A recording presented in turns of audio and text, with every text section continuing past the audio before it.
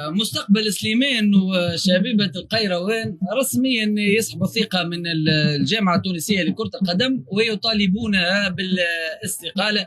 أنا تقريبا من مباراة منتخب البلجيكي حتى في صفحتي الخاصة أدعو في الفرق باش تسحب الثقة من الجامعة التونسية لكرة القدم، لأنها للأسف مش تهز الكرة التونسية إلى الهاوية.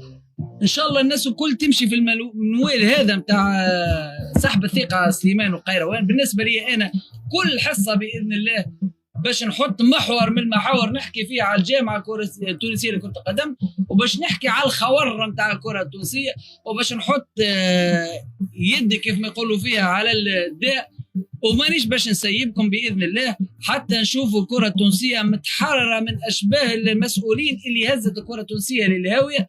وان شاء الله السلطات المعنيه، انا ما نحبش تتدخل السياسه في السلطه ولا تتعاقب كره القدم التونسيه، لكن باش نعملوا حمله باذن الله حتى تسقط هذه المنظومه.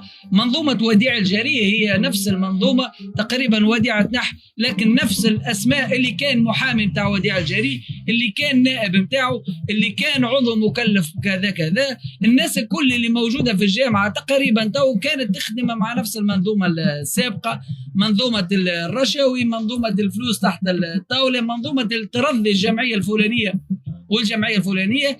راهو خور كبير ما نجموش نحكوه، خاطر كان تحكيه يولي اعطيني الدليل واعطيني كذا، لكن راهو فما برشا فساد، راهو برشا خور يلزم يتحل الدوسي هذا.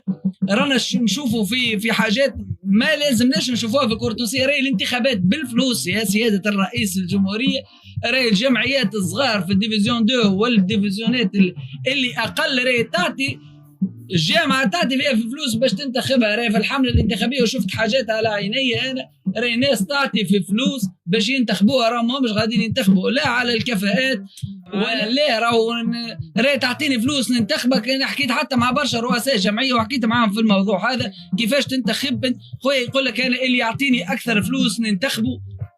معناها راهي الفساد هذا والخور هذا راهي مساهمه فيه الجمعيات قبل ما يساهموا فيه المسؤولين. الجمعيات اذا بالحق تخافوا على الكره التونسيه وعندكم هدف هو اصلاح الكره التونسيه وما كنتمش داخلين في المنظومه القذره هذه، اسحبوا الثقه كما عملت سليمان وعملت القيروان.